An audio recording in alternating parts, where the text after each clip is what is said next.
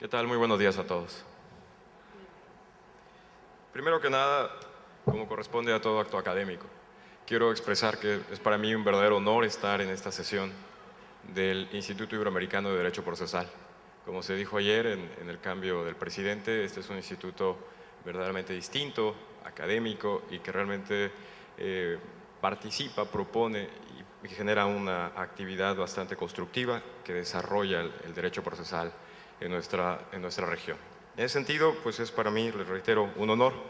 De igual manera, quiero agradecer al Instituto Colombo Panameño su generosa invitación para estar esta mañana aquí con todos ustedes.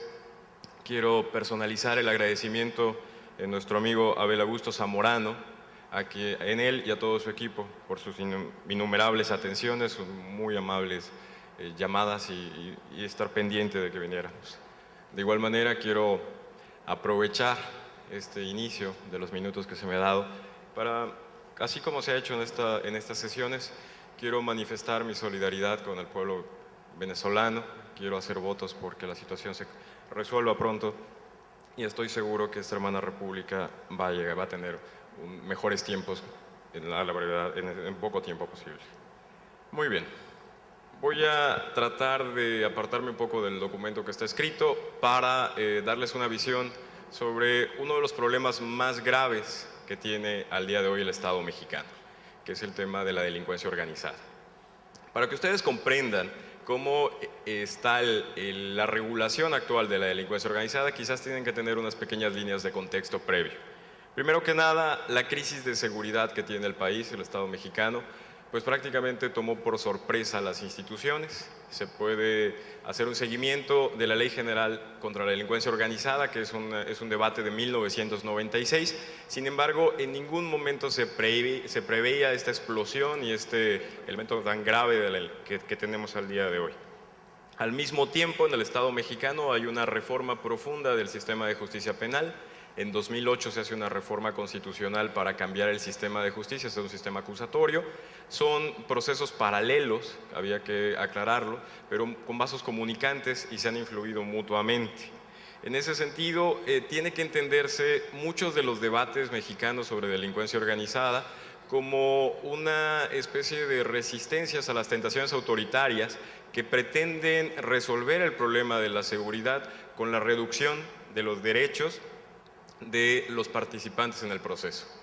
Es decir, la tentación y la solución que se ha propuesto en mucha de la legislación mexicana es reducir los derechos de los imputados y se puede apreciar con casos, con ejemplos concretos, desde la detención por el Ministerio Público, que para la delincuencia ordinaria es de 48 horas, para la delincuencia organizada sería el doble, 96, hasta el tema, por ejemplo, para acabar todo el proceso penal, con la ejecución.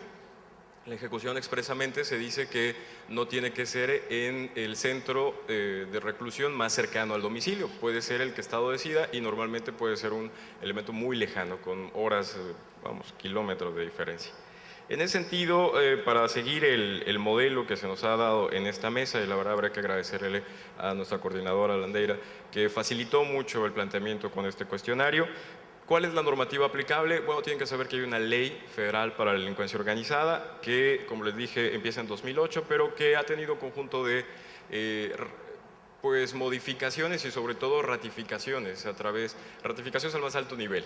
Les pongo un ejemplo que podrían ustedes apreciar a qué punto este debate sobre derechos ha impactado.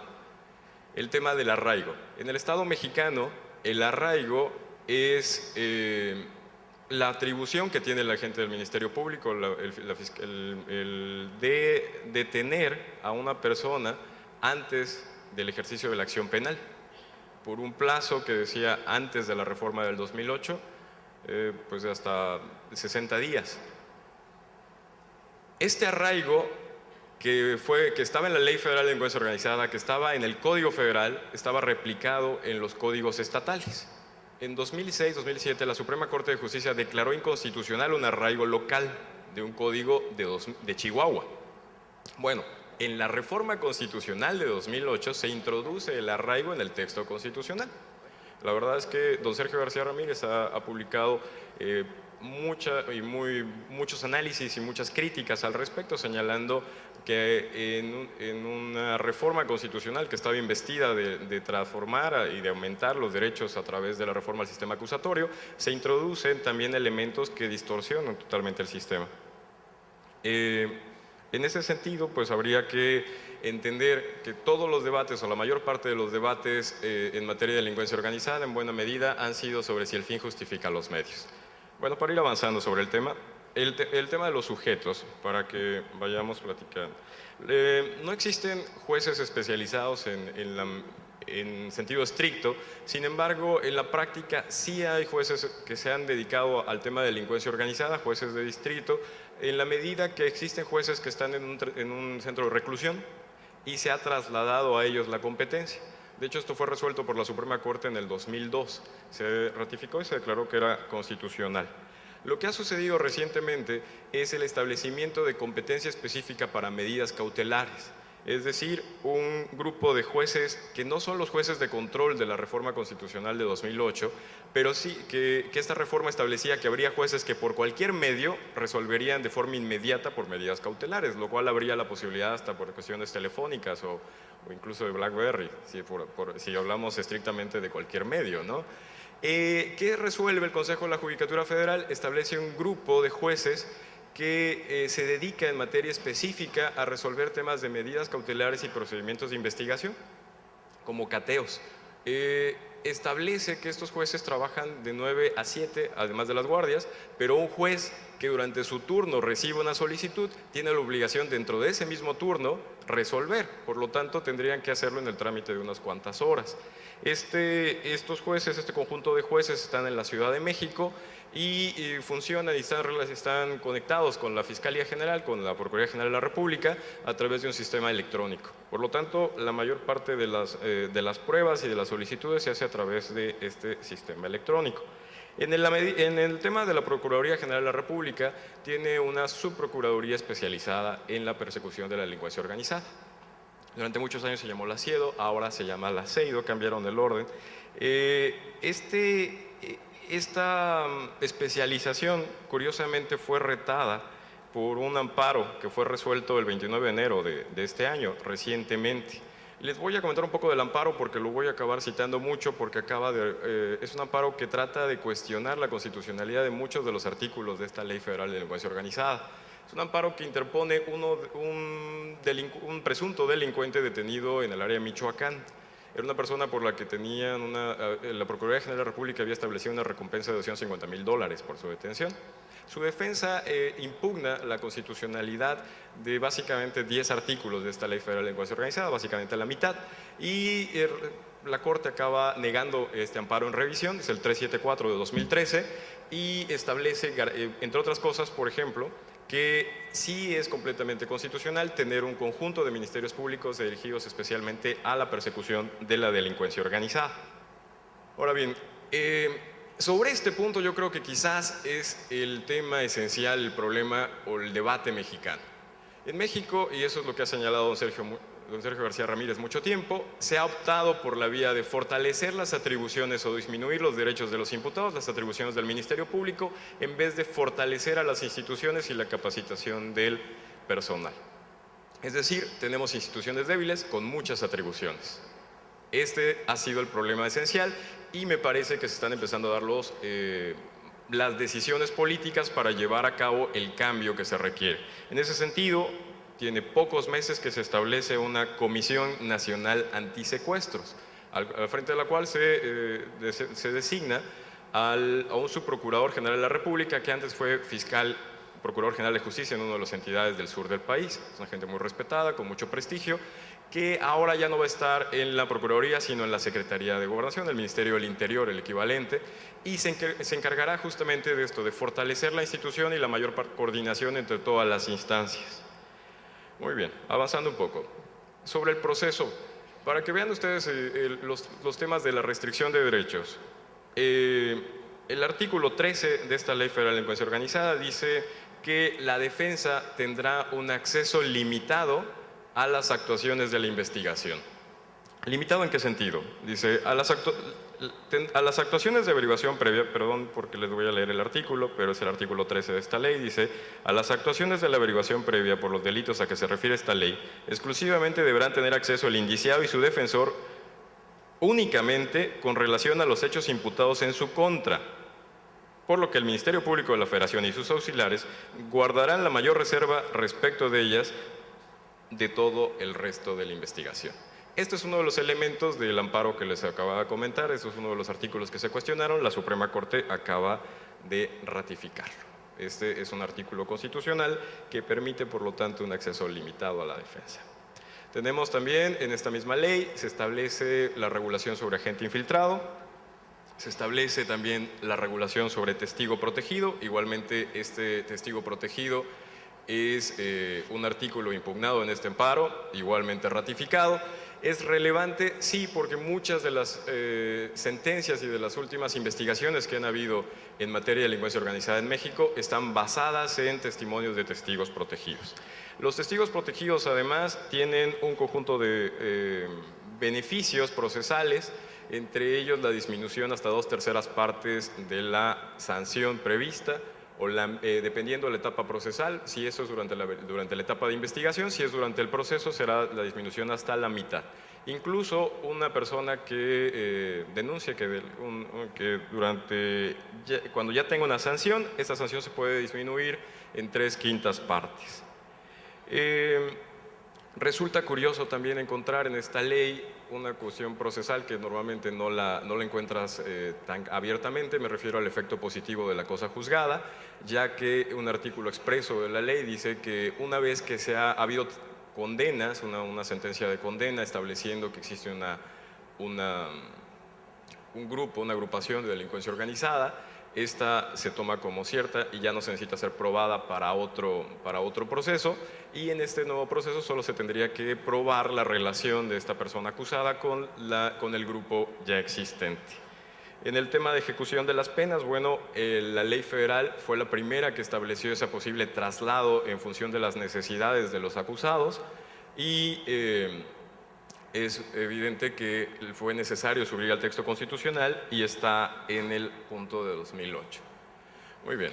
Para ir avanzando, les hablo de otro tema que para el caso mexicano genera mucha polémica y que es bastante relevante y que quizás, la verdad, no debería llamar tanto la atención, pero en nuestra experiencia sí genera un debate muy profundo. Me refiero al tema de prueba ilícita.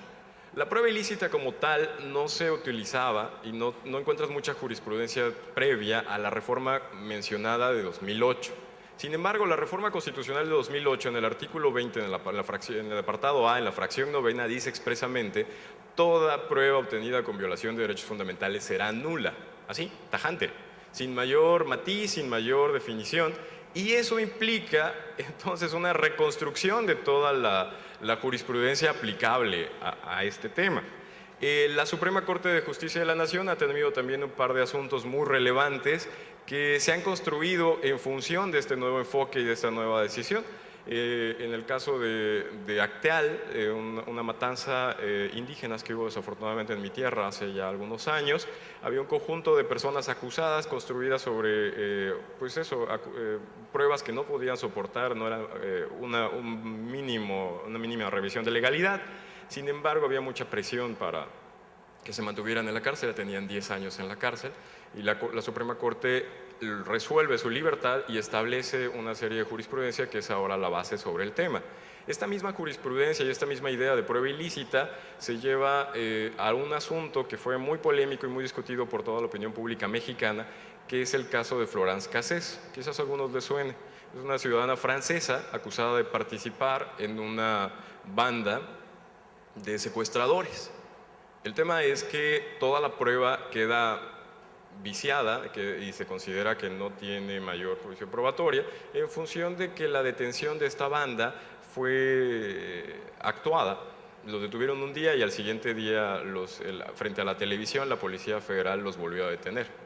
Entonces, cuando se descubre todo este montaje, la Suprema Corte anuló y después de varios años y varias discusiones, de hecho este asunto se discutió mucho tiempo en la Corte porque evidentemente había mucha presión parece ser que sí, efectivamente es una banda de secuestradores, pues, esto ya está muy revuelto. Sin embargo, la decisión de la Corte fue la libertad inmediata, con lo cual se estableció un precedente tajante y, pues a final de cuentas, el debate en México es si vamos a poder tener matices a esta exclusión probatoria o si la regla tal cual que establece la Constitución de toda prueba nula será excluida, pues se va a mantener como tal. En fin, finalmente, para ir hablando sobre datos estadísticos. Datos estadísticos para el caso mexicano son relativamente sencillos de obtener. Y a ellos me remitiría al documento que entregué, el que está impreso. En él se pueden encontrar acceso en los informes de la Procuraduría General de la República. Sin embargo, son datos pues, muy poco desagregados, no se puede sacar mucho jugo de ellos. También van a encontrar ahí ciertas referencias que podrían ser de utilidad. Reflejan un resultado muy pobre, básicamente entre el 2% y el 10% de eficacia en materia de procesos penales con delincuencia organizada. Eso ha llevado completamente a replantear el sistema y se está reconstruyendo. Quizás lo que les estoy platicando ya viene a ser más bien de historia del derecho que de derecho procesal vigente, dadas las decisiones que se están dando en estos momentos. ¿A qué me referiría? Primero, tendrían que saber que a partir de una petición del Estado Federal de Michoacán y un acuerdo político que hay con el gobierno federal, se crea la Comisión para la Seguridad y el Desarrollo Integral del Estado de Michoacán, que establece un comisionado que es el encargado de coordinar prácticamente a todas las autoridades locales, municipales, federales, estatales, para dar un combate frontal a un flagelo, a una banda específica de delincuencia organizada, los Caballeros Templarios o la familia michoacana, que realmente había llegado a tener un control territorial que hacía dudar ya de la eficacia del Estado. Entonces, digamos, a grandes males, grandes remedios, esta Comisión para la Seguridad y Desarrollo Integral está encabezada por Alfredo Castillo. Él es una persona cercana al presidente, por lo tanto, tiene todo el respaldo político y están reconstruyendo, digamos, el tema de la legalidad en ese espacio. Por otra parte, también tienen que encontrar la mencionada ya Coordinación Nacional Antisecuestros y tendría que discutirse la existencia de una nueva ley en materia de delincuencia organizada que en buena medida va a concentrar o va a federalizar aún más el tema del combate a la delincuencia organizada, dejando hacia las entidades, hacia los 32 estados, pues cuestiones pequeñas como el inicio de las investigaciones o como el tema de medidas cautelares en algunas cuestiones. Finalmente, la gran reforma o la gran cuestión más importante es un rediseño completo de la Procuraduría General de la República junto con la reforma política de hace unos meses, como digamos en bajo perfil, sin que se hiciera mucho mayor escándalo sobre el tema, sin que se llamara mucho la atención, se publica una reforma integral a la Procuraduría General de la República para trasladarla hacia una Fiscalía General de la Nación autónoma. Es decir, al día de hoy el procurador es parte del Poder Ejecutivo y se plantea que ahora será un órgano constitucional autónomo. Esta fiscalía tiene un procedimiento bastante complejo para designar al nuevo fiscal general y se iniciará sus labores en 2018.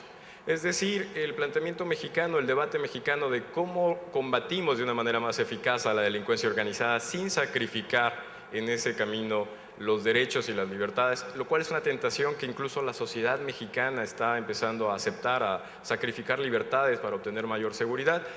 Tiene, después de todo, cierta luz al final del túnel, donde se está empezando a apostar por reconstruir nuestras instituciones, sobre todo una institución como es el Ministerio Público de la Federación, que empezó con Porfirio Díaz en el año 1900 y que a la fecha necesitaba cirugía mayor y que se está planteando. Pues bueno, pues les agradezco mucho su paciencia, su amabilidad y quedo a sus órdenes. Muchas gracias.